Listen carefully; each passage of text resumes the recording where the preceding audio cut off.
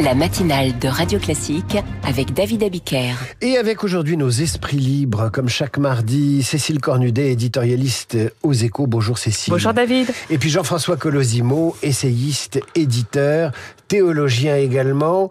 On va commencer par la sortie politique de la matinée. C'est Édouard Philippe, chez nos confrères d'RTL, me semble-t-il. Édouard Philippe qui estime qu'il faut une élection présidentielle anticipée sitôt le budget adopté. Vous m'avez dit, Cécile, que c'était un coup de tonnerre dans cette funeste atmosphère de transition entre un gouvernement et l'autre. En tout cas, s'il y a la nuit des longs couteaux en ce moment, on voit qu'effectivement Gabriel Attal aussi a sorti le sien. Celui-là est vraiment redoutable parce que pour Emmanuel Macron, le pire, c'est la pression qu'il pourrait ressentir pour une démission anticipée. C'est ça qu'il veut éviter absolument. C'est pour ça d'ailleurs qu'il dit non à la dissolution, parce qu'il sait qu'après la dissolution, le bouton qui reste, c'est celui de sa démission. Et Édouard Philippe, il fait ça pour deux raisons. Il fait ça d'abord parce qu'il a compris que Emmanuel Macron était si faible que si on veut un jour gagner l'Élysée, il est devenu radioactif. En fait, il faut s'en écarter. Donc, c'est ce qu'il fait de façon spectaculaire. Et il réagit au sondage très dur pour lui qu'il y a eu il y a une semaine dans l'IFOP, où il montrait qu'il avait perdu 10 points en un an d'intention de vote au premier tour d'une présidentielle si elle avait lieu tout de suite. Donc, il sait qu'il reste le mieux placé du bloc central pour gagner éventuellement l'élection présidentielle, mais qu'il est en train de chuter, qu'il est sur le toboggan. Donc, c'est maintenant qu'il faut agir. C'est maintenant qu'il lui faut une élection présidentielle. Alors on est au début de l'histoire, hein. C'est pas du tout évident que Emmanuel Macron le fasse, mais en tout cas, Édouard Philippe, on peut dire, se planquait un peu depuis quelques années, et là il sort du bois. Jean-François Colosimo, que vous inspire cette sortie de l'ancien Premier ministre ?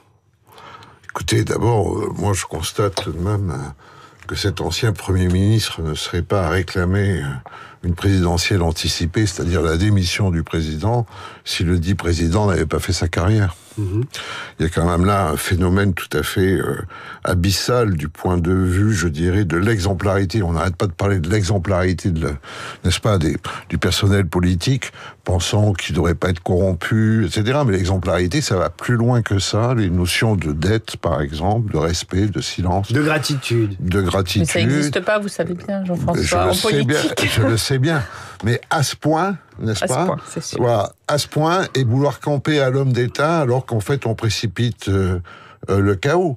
Parce que Édouard Philippe n'a aucune assurance de gagner une présidentielle anticipée. On en est même très très loin, n'est-ce pas ?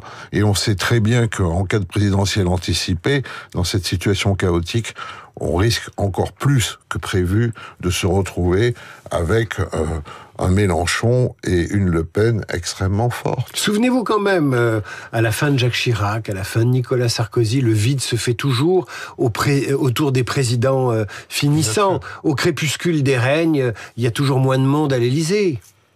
Oui, mais il y a une redistribution des cartes qui s'apparente à un ordre. Là, on est en plein chaos.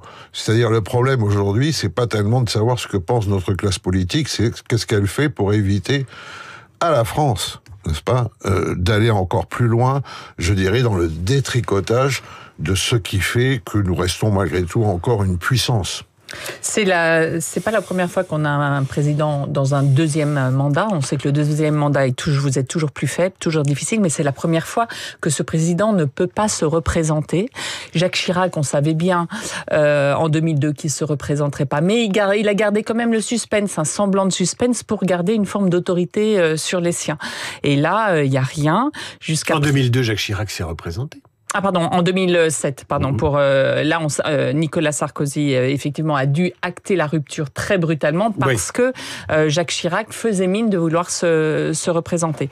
Là, c'est la première fois qu'on a un président qui peut pas se représenter. Ça le désarme, ça lui fait perdre toute autorité sur les siens, et on voit que là, il s'égaye joyeusement. Pour revenir à la question de la gratitude ou de l'ingratitude, à ceux qui oublient qui les a fait, on a observé un phénomène assez comparable au moment de Hollande. Au moment de Hollande, qui avait la possibilité de se représenter, autour de lui, dans la gauche même, on l'a étouffé. Oui, enfin, je parle évidemment sous le contrôle de Cécile, mais c'est évident que la déclaration de candidature d'Emmanuel Macron, à laquelle, semble-t-il, François Hollande ne croyait pas lui-même, tellement il considérait qu'il avait fait cet Emmanuel. Et puis l'autre, non pas Emmanuel, mais Manuel Valls, qui, semble-t-il, a joué un rôle décisif aussi dans le renoncement de Hollande. Mais en fait, le véritable problème qu'on a derrière, et c'est la bonne question à adresser à Emmanuel Macron aujourd'hui, c'est qu'il continue à profiter, en fait, de la solidité des institutions de la Ve République, mais en même temps, on voit bien qu'il les ébranle, n'est-ce pas? Or, dans la situation dans laquelle il est, plutôt que de parler d'appel à la démission, qui vraiment, je dirais, contredirait totalement l'esprit de la Ve, surtout dans une période où on a besoin d'un chef de l'État expérimenté à l'international dans une situation de conflit et de chaos international. Mais la solution, c'est tout de même la dissolution. Enfin, c'est ce que prévoit la Constitution, et de se plier aux résultats, n'est-ce pas, des urnes, en tant que président qui ne gouverne pas. Il faut quand même rappeler que c'est ça. Le problème, c'est que le quinquennat a complètement modifié tout ça, et qu'on a un président qui n'est plus le président de tous les Français, qui est le président de son parti, lequel parti, s'il n'a pas la majorité à la Chambre, en fait, creuse la tombe du président. Et creuse à la fin sa propre tombe, puisqu'on voit aujourd'hui que dans les intentions de vote, là encore, je parle sous le contrôle de Cécile, enfin, Renaissance est en chute libre, semble-t-il. En tout cas, pardon, je voulais juste ajouter quelque chose, David. On voit l'intérêt d'Édouard Philippe de faire ça. Mais en même temps, il se tire une balle dans le pied pour plus tard. Pourquoi ? Il veut être président de la République. Et ce précédent qui serait une démission anticipée du président de la République, ça affaiblirait la fonction présidentielle de façon considérable. Et entre nous, elle n'a pas besoin de ça. Donc, pour son intérêt d'aujourd'hui, il est en train de se lier les mains d'une certaine façon pour après, si il était élu président, parce que à la moindre difficulté, eh bien, tout le monde appellerait à la démission du président. Sauf à mettre dans son programme un renforcement de cette fonction présidentielle, ou à la reconfigurer avec un septennat et quelques autres dispositions septennat non renouvelables. Il y a quand même une issue. Est-ce qu'on peut creuser une piste avec la possibilité d'un Premier ministre qui pourrait faire le job en donnant satisfaction, ou pas trop d'insatisfaction au Parti socialiste, et qui remettrait LR dans le coup, où c'est cuit? Je pense que jusqu'à la fin, c'est pas cuit. Peut-être qu'à un moment, un semblant de responsabilité émergera dans les partenaires politiques. Sincèrement, c'est pas très bien barré, parce qu'effectivement, Sébastien Lecornu n'a que 48 heures pour faire ça. Moi, ce qui m'inquiète, c'est que donc il cherche toujours un accord de non-censure avec le Parti socialiste. Et qu'est-ce qui changerait la donne ? Ce qui changerait la donne, c'est qu'il s'engage à revenir sur la réforme des retraites. Et là, on avait une crise politique, et on pourrait avoir une crise économique et financière très forte. Manifestement, c'est ce que Sébastien Lecornu a dit hier à Emmanuel Macron dans leur premier entretien de la journée. Il a dit: je ne pouvais pas avoir d'accord tant qu'on ne bougeait pas sur les retraites. Est-ce que dans la journée, c'est noué cette possibilité d'offrir sur un plateau au PS la suspension de la réforme des retraites ? Ça, ce serait de matière à avoir effectivement un accord du PS, mais on rentrerait dans des vraies turbulences économiques. Jean-François Colosimo, il y a un paradoxe dans cette affaire, c'est que quand on écoute les éditorialistes politiques, les constitutionnalistes, nous sommes dans une crise politique, voire de régime très importante, et quand on regarde la société française, elle est beaucoup moins nerveuse que cela. Les acteurs économiques anticipent les difficultés, les marchés financiers les ont intégrés, le mouvement social dans la rue, on n'est pas du tout au niveau des Gilets jaunes en 2018. Globalement, les Français sont assez raisonnables. Ils se sont exprimés à travers les urnes. Ils ont certes tripolarisé la vie politique, ce qui la bloque aujourd'hui, en tout cas ce qui l'empêche de fonctionner dans le mode habituel. Mais je trouve la société plus raisonnable que le système politique. Est-ce votre avis ? Oui, vous savez qu'il y a eu un sondage qui montre qu'une majorité de Français, c'est le premier choix des Français, ce serait un Premier ministre issu de la société civile, et non pas des politiques. Je crois que ce que vous dites est vrai, parce que ça marque un décrochage très profond entre le pays et sa représentation politique, n'est-ce pas ? Moi, je pense que... Pardon. Oui, non, allez-y.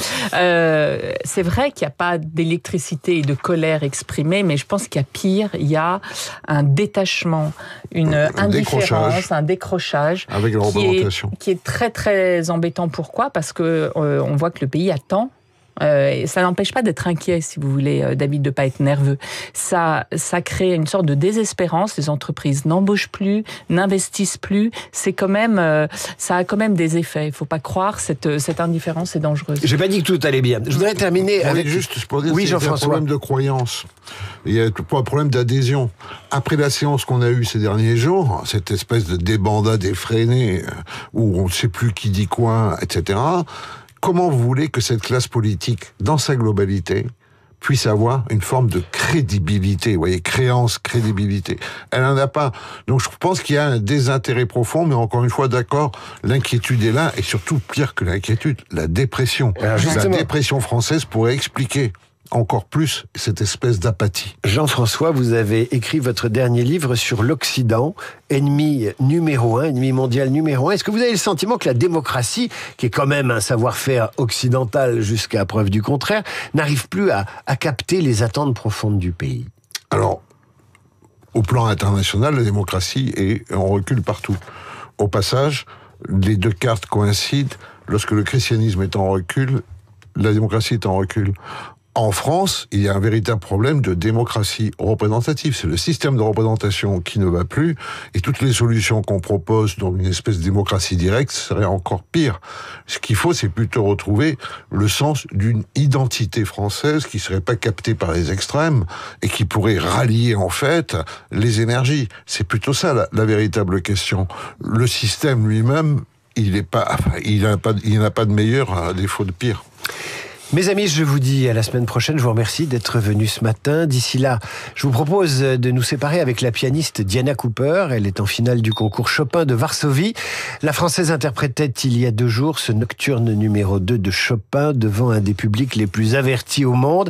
Ils sont 84 jeunes pianistes en finale. Ça va pas être simple pour la Française.